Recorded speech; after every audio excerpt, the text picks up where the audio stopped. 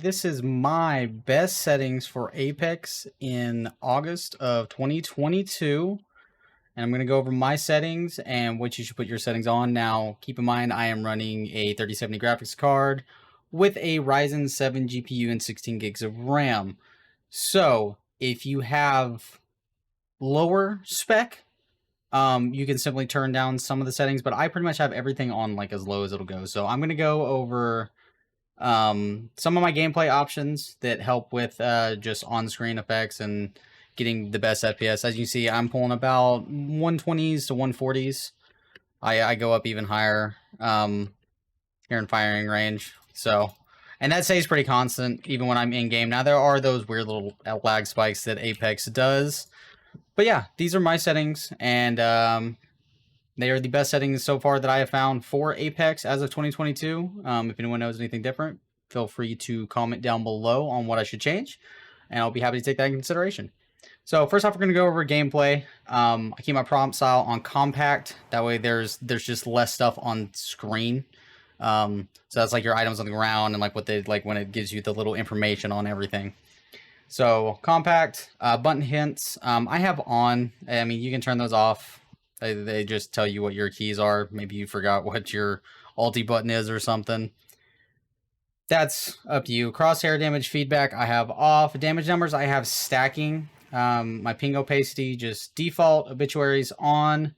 Minimap rotation on. Auto cycle on empty on. That's more of a personal preference thing. Doesn't really help with your graphic settings. Auto sprint off. Just because there are those times you don't want to be sprinting. Double tap sprint off. Jetpack control I have it for hold instead of toggle. Damage feedback I have 3D. If you're experiencing some issues or you have lower NPC, turn it down to 2D. It'll just be flat numbers. I keep it on 3D just because. Death box off, or damage. Taking damage closes death box off. That way you can continue to grab something out of there. It doesn't automatically take you out. Hop up, pop up on. Streamer mode off. Anonymous mode, user. So usage sharing I have off. I have performance display on, which is I can't really point to it. It's right over there underneath the squads. It tells you your FPS in their own stuff, but I also have Steam FPS on. It tells you your ping, your latency, your loss, so you can see what's going on. The rest of it, club invites, communication filter, reticle. So you always want a custom reticle. It's usually better. Laser sight I have default. You can change the color of it if you want. The rest of those, that's all up to you. So now we're going to go over to video.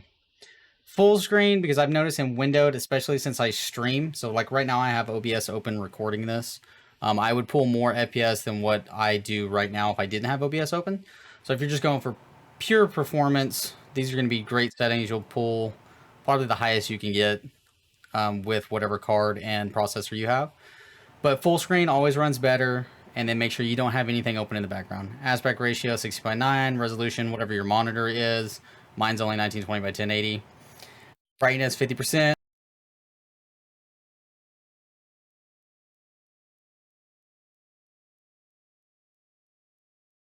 FOV 108, 106 is better, but that's just for FOV ability scaling disabled. That way your FOV stays the same all the time. Sprint to shake minimal. Again, so your FOV and everything stays the same. VSync off. NVIDIA Reflex I have enabled. You could do enabled plus boost or disabled. This only works if you have an NVIDIA card. So if you don't have an NVIDIA card, don't worry about it. It'll be off. Boost is good, or just enabled. Enabled plus boost works fine as well. I don't know why mine wasn't on. Adaptive resolution FPS. Now, you want to stay at a specific frame rate.